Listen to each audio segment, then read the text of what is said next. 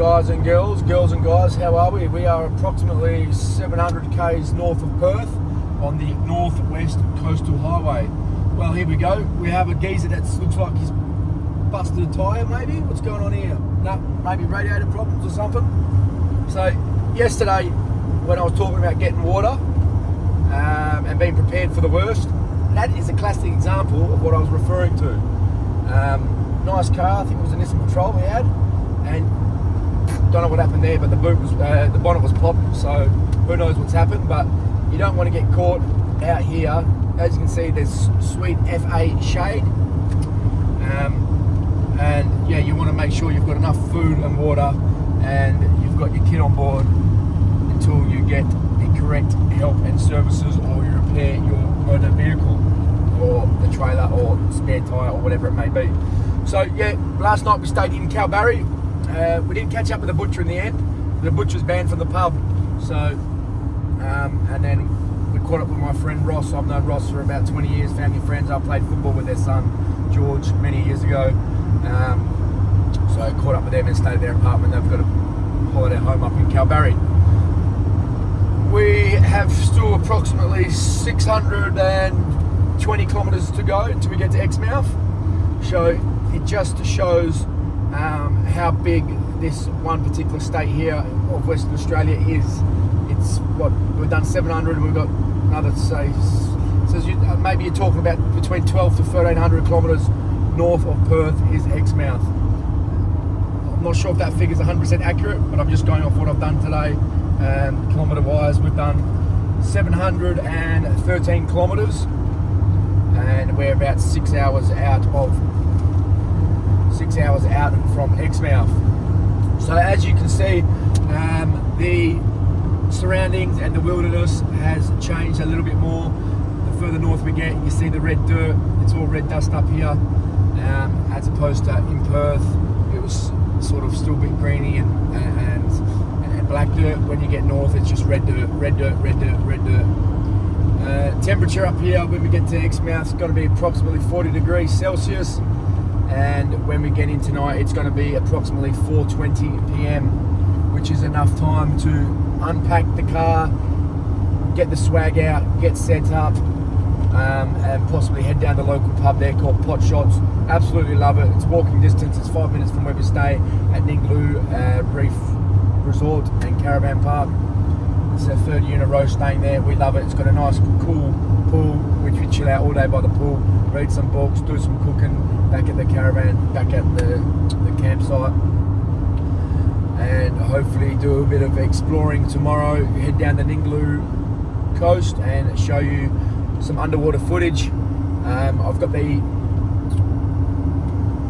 like little bag, waterproof bag for the camera on the phone, so I will be snorkeling and hopefully seeing some nice big fish, some nice big bommies, and yeah, showing you some real cool underwater world here in the Ningaloo coast. Right, I think we're about 4 hours out of Exmouth. That's 4 hours out from Exmouth, and we'll be going through the town of Carnarvon in about 35 minutes. Carnarvon is well known for its bananas and its mangoes. Guys and girls and guys, how are we? Our road trip is going well. We haven't had any dramas, any problems, any issues. We've seen a couple of people that have on the side of the road, but not that we have been affected by any way, shape, size or form. Not that we're not interested to stop and help, it's that they already were receiving help, or look like they'll get themselves sorted out. So they probably didn't plan the best. You don't fail to plan, you plan to fail. Now, when we get to Exmouth tonight, because I'm feeling quite tired, I'm hoping that, I think it's called the Barbecue Father, where we stay at the Ningaloo Reef Resort and Caravan Park. They have a fantastic Italian restaurant, like beautiful, sand dusty. Anyway, yeah, fantastic, beautiful restaurant, and they do the most amazing wood-fired pizzas. So I'm thinking, get in tonight, get the swag set up,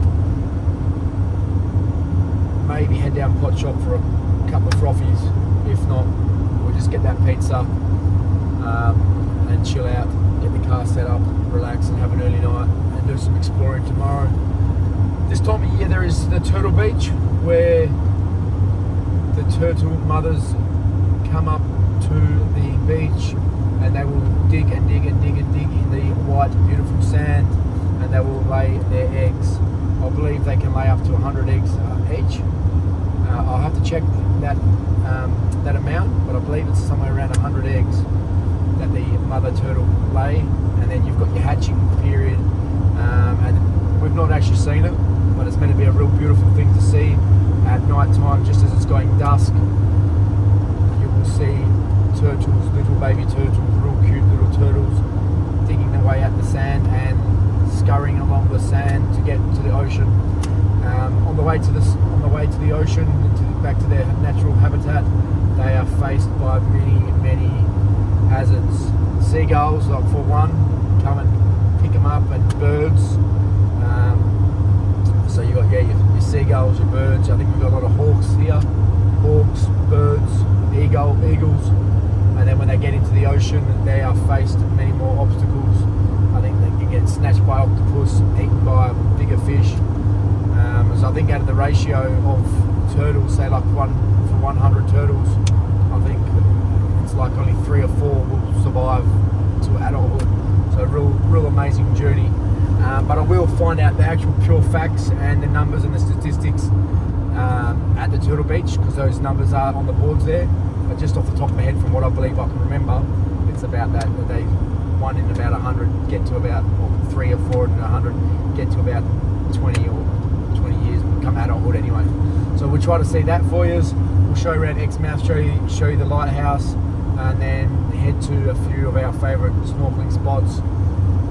Oyster Stacks, that's fantastic. It's got 3 big bommies, and you've just got massive fish around them, and the fish will come right up to the face. So that'll look pretty cool on the camera for you. So you get to have a look at the fish up close at the coral reef out here at Ningaloo, and also Turquoise Bay. Turquoise Bay, I think it was voted the number 3 or 4 beach in Australia, or maybe the world.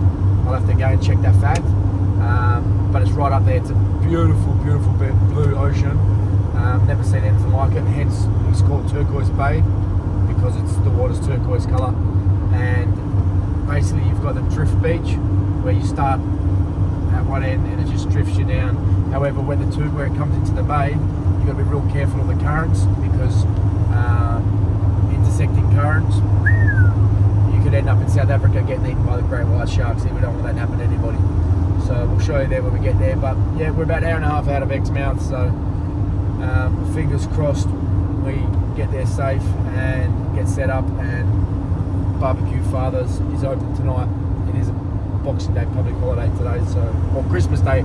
It's Christmas Day public holiday today, so fingers crossed that we can get some pizza tonight. Peace.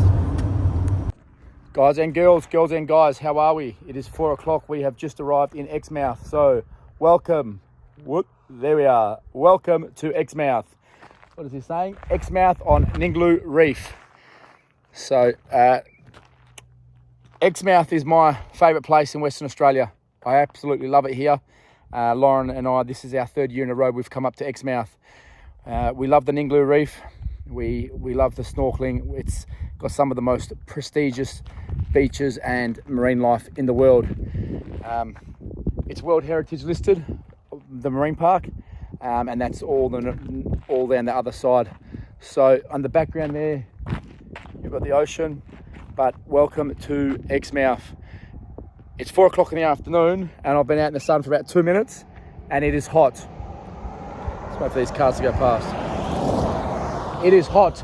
I reckon it is somewhere up to around 42, 43 degrees Celsius. It is a dry heat. It is very hot.